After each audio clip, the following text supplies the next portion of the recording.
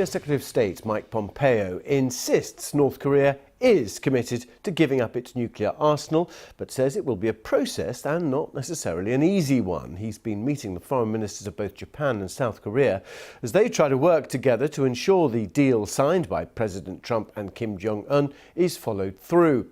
There's also concern about Donald Trump's unilateral decision to give up war games on the peninsula.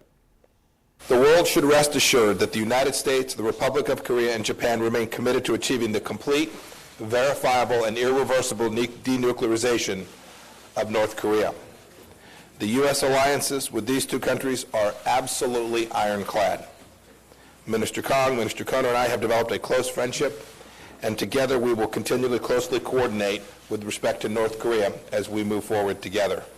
We understand that the United States will advance the discussion on provision of security guarantees while carefully monitoring whether North Korea takes concrete steps to fulfill its commitment to denuclearization.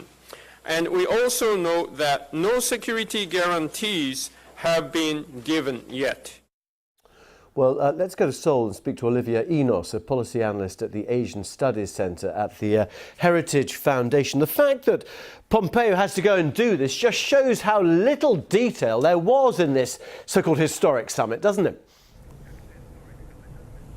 It does. I think that allies in many ways are willing to accept the outcome of the summit insofar as it looks like we are attempting to move toward denuclearization toward North Korea.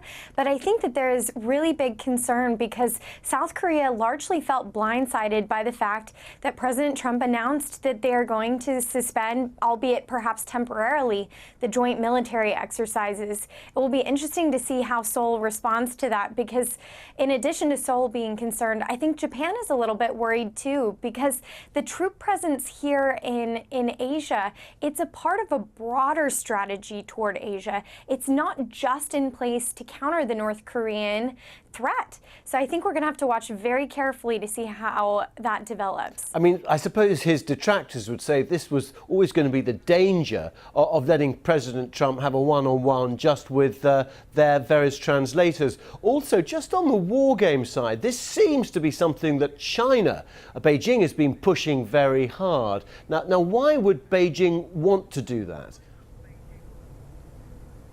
I think that Beijing recognizes that whenever you have U.S. presence in our various allied countries, it's not just there to counter the North Korean threat, it's there also to deal with Chinese provocations. And so China views it as a positive step if the U.S. is considering either a drawdown in troops or a discontinuation of its joint military exercises.